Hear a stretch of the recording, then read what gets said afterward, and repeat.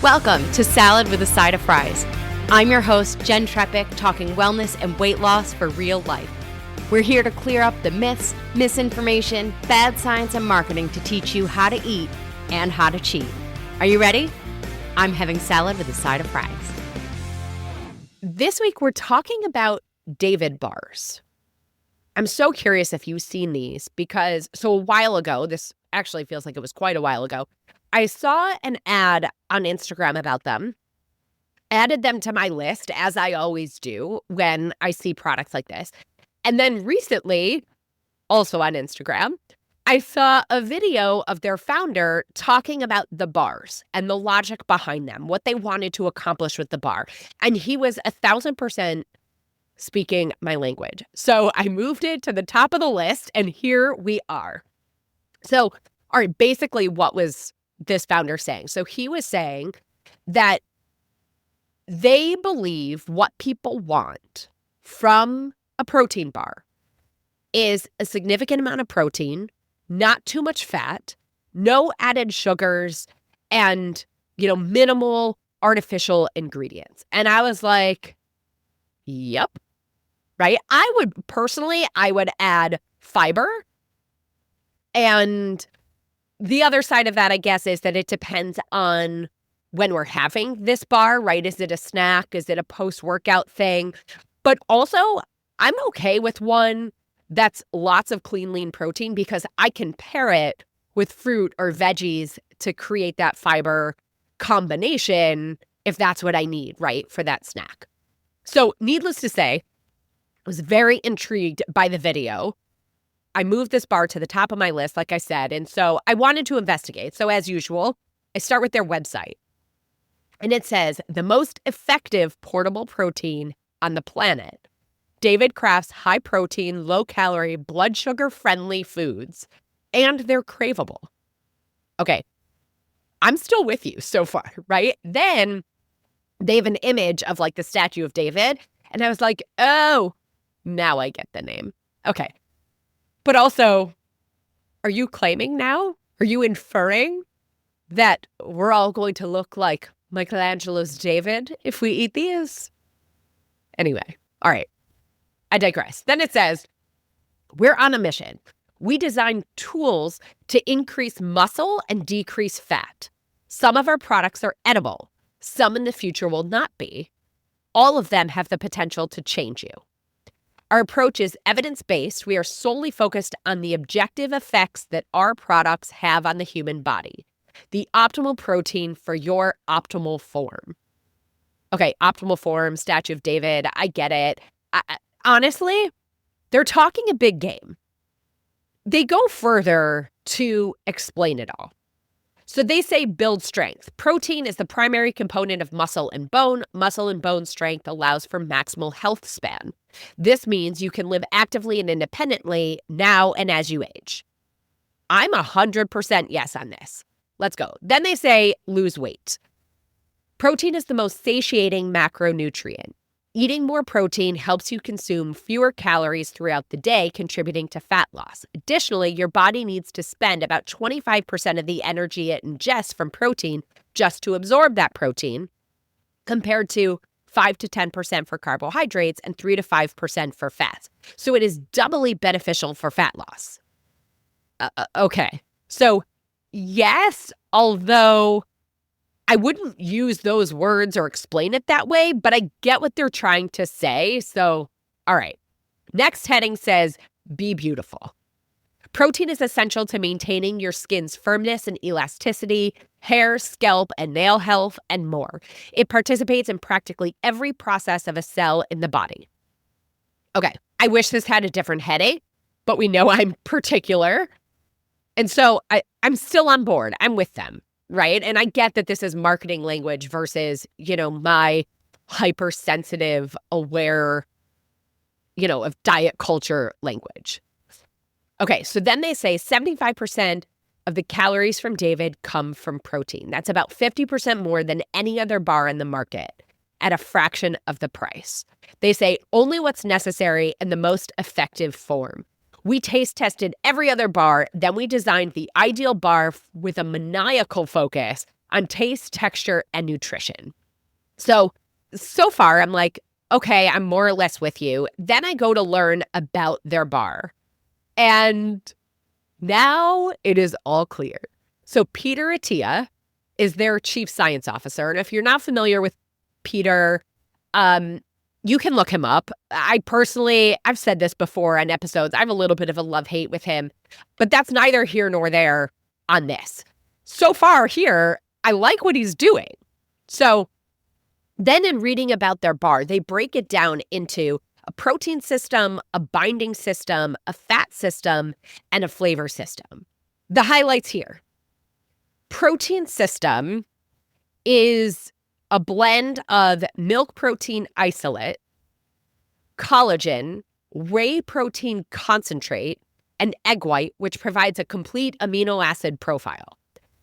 The binding system, I should mention on the protein front, they talk about how this whole bar is designed to maximize or optimize calories versus protein, right? They call it like calorie for protein situation, but they're all about maximizing the protein based on the, and the caloric density of this product. So fundamentally, we are getting protein focus. Then they talk about the binding system. They say they're using primarily maltitol and allulose to hold it together while limiting caloric impact and blood sugar responses.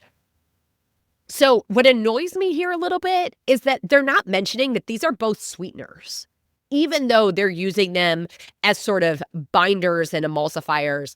These are sweeteners. They may not spike your blood sugar, but they're sweeteners. Okay, then the fat system, they use a modified plant fat called EPG and small amounts of coconut oil, cocoa butter, and palm kernel oil in certain flavors. Admittedly, I don't love all of this, right? I'm curious where these fall in their ingredient list. They do talk about how fat here is used for flavor and texture in most bars. So part of their objective is to balance that. EPG, by the way, stands for esterified propoxylated glycerol. And they reiterate that it's used here to give the texture of fat without the calories of fat. I am not sure about the nutritional value of this or what it's made from or how. I mean, maybe that's the topic of a future nutrition nugget. But this is definitely food scientists doing their thing here. Then they say the flavor system. So highlighted the flavor system. They're focused on keeping blood sugar levels balanced, which I like.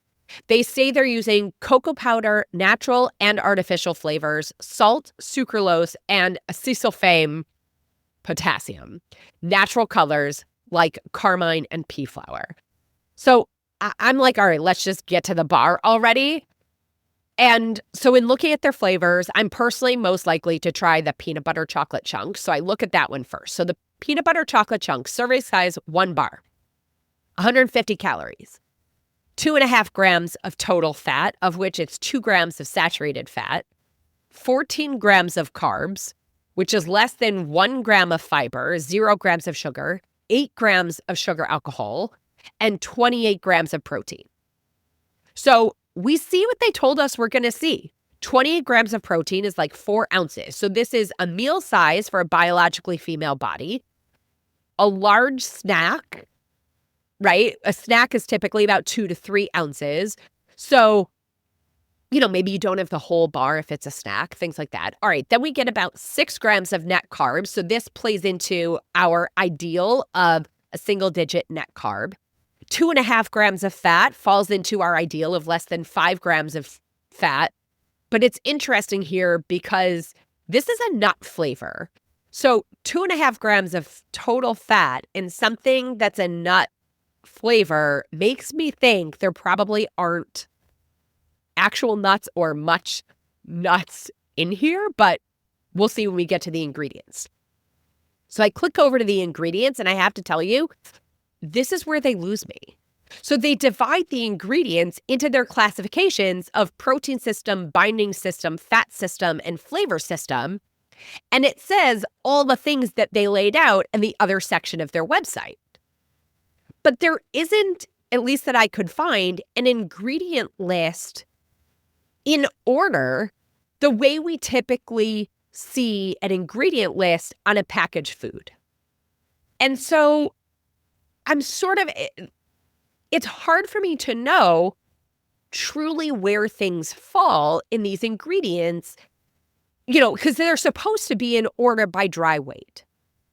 So frankly, for me, this is just a little bit annoying because you're creating the situation where we cannot compare apples to apples with other products that you're claiming to be better than. I mean, there are pieces that we can compare, but not here.